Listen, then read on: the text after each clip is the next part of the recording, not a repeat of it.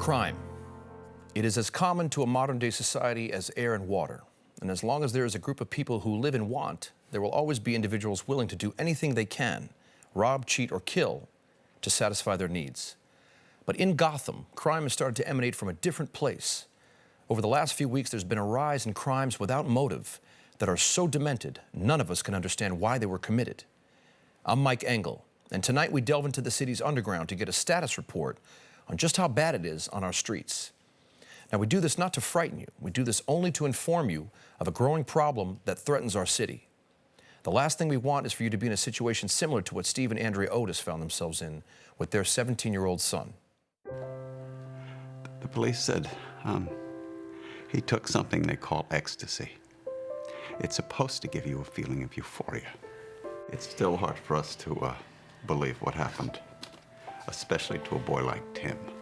Did he ever use drugs before, or was that night the first time? As far as we know... It's the only time he ever took drugs, ever. Steve and Andrea's son, Tim, graduated high school last May and was on his way to a top university when he and his friends celebrated the night away here. Known for lax underage drinking enforcement and an abundance of recreational drugs, teenagers of all kinds came here to experiment with a life that their parents tried so hard to keep them from. That night, it was Tim Otis's turn.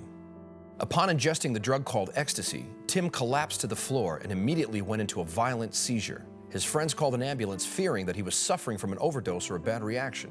Neither was the case. After they called us, we rushed to the hospital, and there he was, screaming at the top of his lungs, tied to the gurney. The doctors had to restrain him because Tim kept trying to tear his own eyes out. They couldn't control him. He was terrified. The family's nightmare was unending, alarming Tim's doctors and the other medical examiners that this was something more than just a bad trip.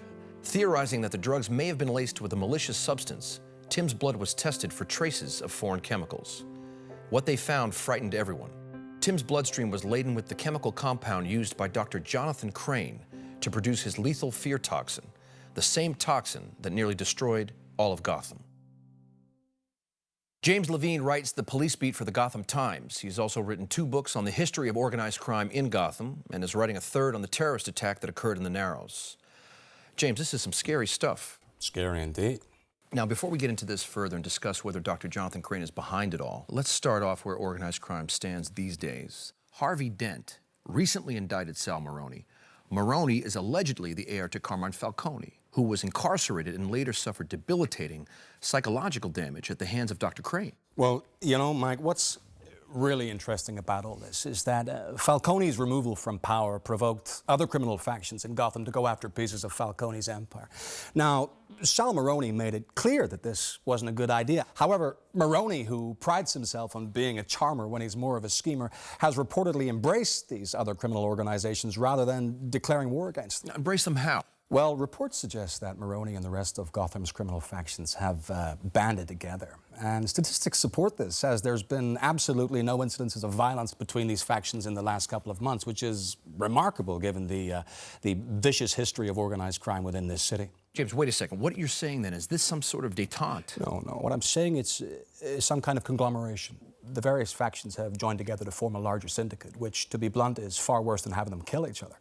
Now what you have is a mob on steroids, with their hands in every pot and their fists in every face. Essentially, it's an impenetrable force of highly organized crime, impenetrable even to Batman. Okay, hold on. Let me stop you right there. This is what gets me mad, okay? Now, to me, the biggest problem facing Gotham right now is the fact that the public is embracing a vigilante as their protector. You mean the Batman? Yes, the Batman. I mean, a man who refuses to reveal his identity, a man who isn't even voted upon by the public, a man we don't even know if he's human, James.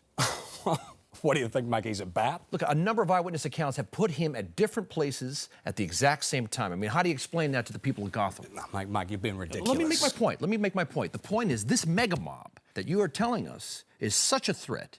My feeling is that the Batman is worse, because before you know it, he's going to inspire the whole city to take the law into their own hands. And what do we have? We have anarchy, complete and utter chaos. You ever think where we would be without Batman? Now, that would be chaos. Our government has broken its social contract with its citizens, Mike, one that promised justice, order, and security. When that contract is violated, someone needs to rise up and repair it. Batman has. Now, what about Harvey Dent, James? Can't he do that for the city of Gotham? Harvey Dent will play a big part in this, but he can't do it alone. This city is facing some major threats. What happened to the Otis kid? Tip of the iceberg. You bring up a good point. Now, what about this case, James? The police say that Dr. Caine is in fact dead. The situation with these spiked drugs speaks to a very different situation. Well, what we know is that Dr. Jonathan Caine was in fact involved in the fear toxin assault on the Narrows 9 months ago. No, come on, everybody knows that Caine is dead. Mike, his body was never recovered, and the hundreds of Arkham inmates that escaped from the asylum disappeared during the attack. Now, what happened to them? No one knows, but there have been several sightings of a man who fits Crane's description leading an army of what is described as truly disturbed people. Now, what leads me to believe these sightings are indeed valid is one recurring detail in them all. Which is? The man leading the pack wears a burlap sack over his head, which was part of a scare tactic the doctor implemented on his inmates. There's certainly some very strange stuff.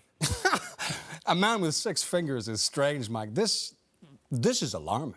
My only hope is it doesn't get any worse, but when you hear stories like the one about the large shipment of ammonium nitrate that was stolen off the docks last week by a perpetrator who was crazy enough to smile into the surveillance camera, I start to think it's time to move to another city. You have any idea what a lunatic can do with that much ammonium nitrate, Mike?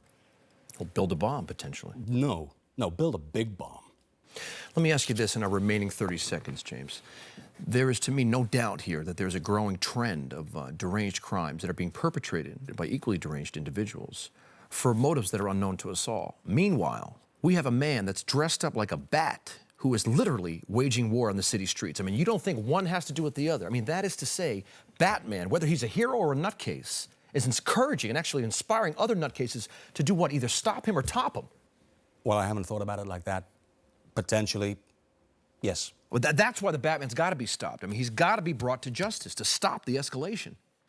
James, we thank you for being with us today. And thank you for watching.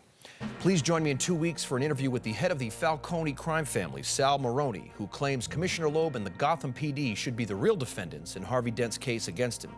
And next week, tune into Lydia Filingeri's profile on the rising star within Gotham's police department, Lieutenant Jim Gordon. Will Lieutenant Gordon be the man who will turn this city around? Or does Gordon's rumored association to the Batman cast a shadow of doubt on him that Harvey Dent should be concerned about? I'm Mike Engel. Good evening. This is Gotham Tonight.